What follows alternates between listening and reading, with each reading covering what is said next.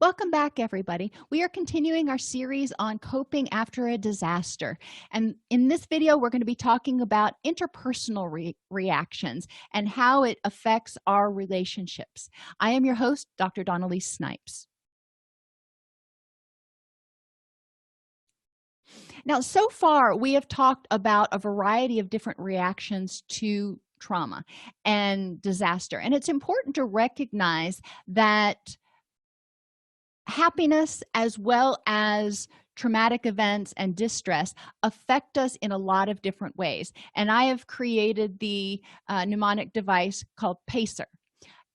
When things happen, for good or for bad, they affect us physically, affectively, which means emotionally, cognitively, environmentally, and relationally, which also means interpersonally or in our relationships. If you can remember to check yourself when you are feeling distressed for your reactions in each one of those areas, and to look for things in each one of those areas that might be causing your reactions, it will help you understand and start addressing the causes of your distress a lot more quickly.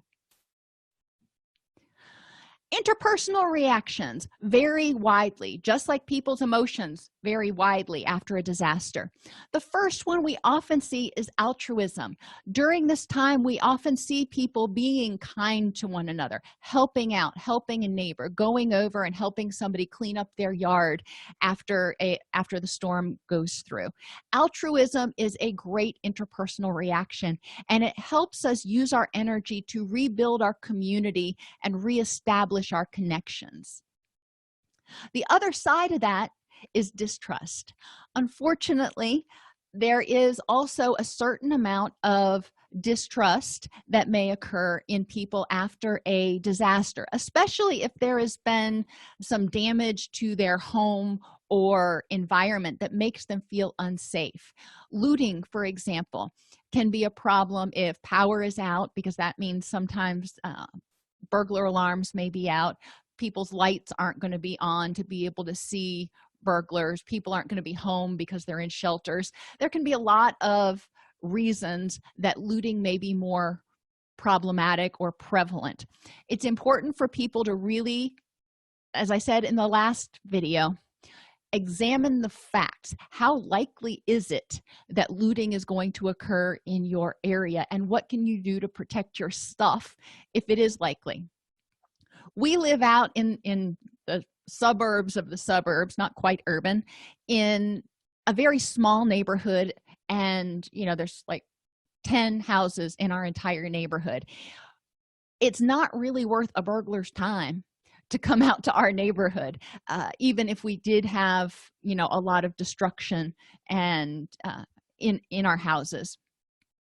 Recognizing that the chances of looting in our neighborhood are really very slim can help quell some of those anxieties and distrust of others. We also may see gouging, price gouging, people that are coming out to give you bids on repairing your house. They know you got to get it repaired, so we see a lot of people jacking up their prices on what they're doing because they know people don't have a choice. I know I drove by a particular gas station today, and every other gas station in town that I know of that I was able to try to get to was closed because there was no power to run the pumps. This one gas station was open, and guess what? Miraculously, the gas at that station had gone up 30 cents overnight. And that made me kind of sad that capitalism would trump altruism, but that's just me. People may distrust others during this period, and we need to check our distrust. We need to be aware of things that may happen and keep ourselves safe, but we don't want to be overly vigilant and start assuming everybody has malicious intent. And there's a fine line between that. We need to regularly check our beliefs about a situation for the facts. Is this truly someone with malicious intent? Is this truly something malicious, or is this just the way it is? I mean, getting roofs repaired, for example, is expensive. um, so is this a normal cost? One thing you could do is ask to see bids that were given for similar jobs 6 months prior, when it wasn't right after a tornado, for example. Examining options to quell your distrust is going to help you reduce your anxiety and reduce your misery. When you feel distrustful, you don't want to connect with others. When you don't want to connect with others, it's harder to rebuild the community. You feel more isolated, less supported. There's lots of, cascading negatives that can happen from that. So be aware, keep yourself safe, but don't look for malice in everything. Irritability can happen with others. We are stressed. We were already stressed going into last night, between the coronavirus and the elections and the stock market. A lot of people were really feeling pretty dizzy from all of the chaos that feels like it's going on right now. And this was just one more thing on top of that pile of unpleasantness that's happening right now. So it's not surprising that people are out of energy, if you will, to focus on the niceties, and they may be more irritable. They already feel stressed. They feel like there's a threat. They feel like there's chaos, which means that threat response system is activated. And irritability is just, basically, think of it as a mild form of anger. When we're irritable, we're saying, I can't take anymore. Go away. I cannot take any more input. I'm overwhelmed. Or you're not understanding, or we're saying something with our behavior.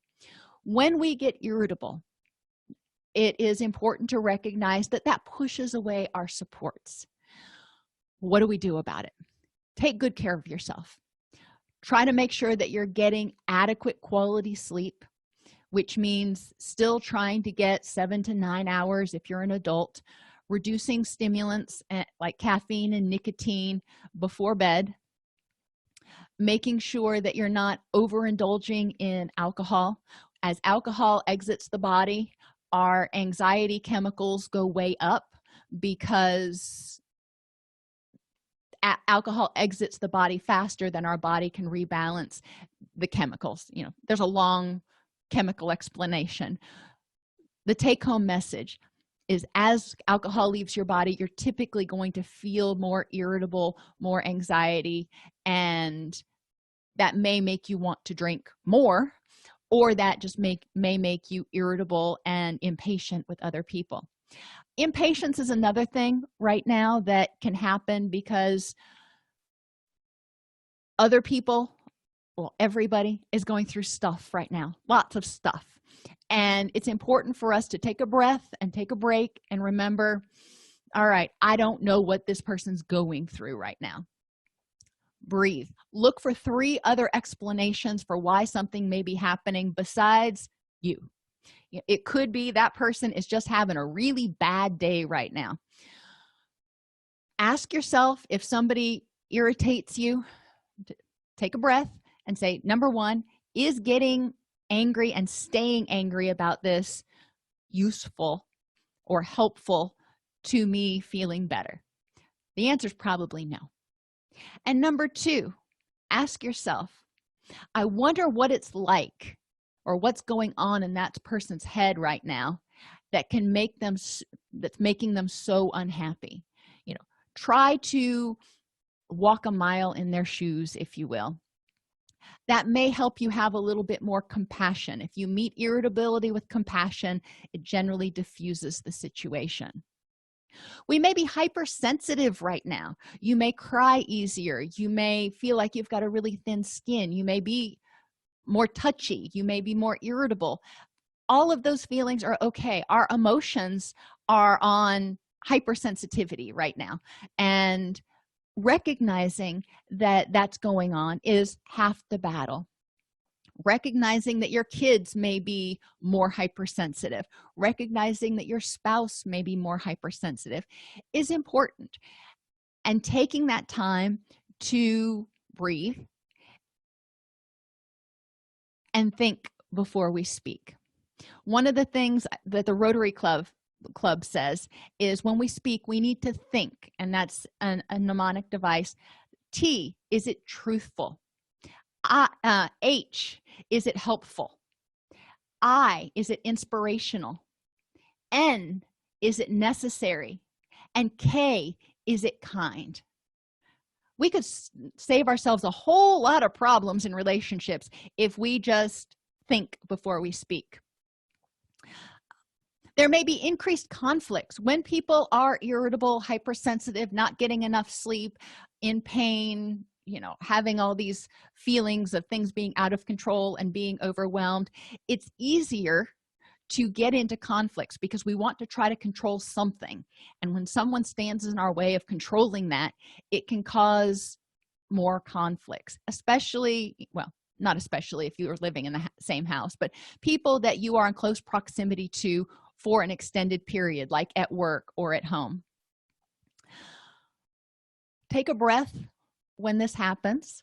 And I know I keep saying take a breath, but that's one of the easiest ways to help start triggering that rest and digest reaction and turn down that threat response system. Ask yourself, is this an effective use of my energy? Is this worth fighting about? Sometimes it's not, and recognizing that is going to be really important. Some people will withdraw from all other people at this point in time. They just cannot take any more input. They can't take any more people. They can't take any more disappointment. They can't take it, and that's okay. That is a self-protective mechanism. However, that also prevents them from being able to get social support and practical support as needed. If you tend to withdraw when you feel overwhelmed, when you feel distressed, recognize that and identify ways you can cope and ways you can maintain your relationships if this desire to withdraw goes on for more than a couple of days. If you look at the book, The 5 Love Languages, another thing that you can do during this time where people tend to be hypersensitive is to communicate with them in their love language. And you can look that up online. Not going to go super deep into it, but for example, if one of their love languages is random acts of kindness, then doing something nice for them, even just making them a card or baking them cookies, could mean a lot. If one of their love languages is touch, then giving them a hug might be meaningful and help them understand or feel like you're still connected, like you still care. It's harder for us to interpret other people's intentions and meanings when we're under stress. So if we communicate to them in their love language, they are more likely to hear it, and it is more likely going to help develop connections in your relationship instead of break those connections. During times of distress, sometimes people feel rejected or abandoned, partly because they may be hypersensitive to indications of rejection or abandonment. But if they're not getting the help they need when they need it, the way they want it, they may feel rejected. And it's important not to do things for people that they can do for themselves, but not to leave them out there hanging. If they can do something for themselves, walk them through it, encourage them, be there to support them, but still encourage them to do it on their own. If they need help, be willing to say, what is it that I can do to assist you in this particular situation? And as I mentioned earlier, after a disaster, some people may be hyper controlling. If normally they like to control things, when everything seems to be going into chaos, they may want to control things even more, because that's how they get a sense of grounding. That's how they feel okay. And when you get in the way of them being able to control something, they may lash out more strongly. If you are a hyper controlling person, recognize that that is a tendency you have, and be willing when people suggest something else or do it a different way. Be willing to step back and ask yourself, even though this isn't the way I would have done it, is this an acceptable outcome? A lot of times the answer is going to be yes, and it's important to be able to pick your battles, so to speak, during times of distress, because there are a lot of things drawing on your energy. It's important to nurture relationships. That goes back to that craves. Remember, the A stands for attention. Nurture your relationships during this period of time, so you're not just taking all of the karma out of your karma bank in that relationship, but you may take some and then put some back. You need to be there for that person, just like that person's being there for you. Nurture with the 5 love languages. Be willing to be consistent, responsive, attentive, validating, empathetic, and willing to help generate solutions in order to move through this incident or this situation with yourself, with your friends, and with your community. In the next video, we're going to talk specifically about children. Children are not little adults. They think very differently. Cognitively, that's just how they're wired. We develop certain thinking skills as we get older, and it's important to understand where children are at cognitively and what they might need during and after a disaster situation. Remember, disasters may happen in 45 minutes, but it may take months for people to really feel like they're back to a system of, quote, normal for them. So a lot of these reactions may go on for a few months. Sometimes they may, subside for a while, and then there may be a resurgence. Being aware that that is totally normal is really important in the recovery and rebuilding process.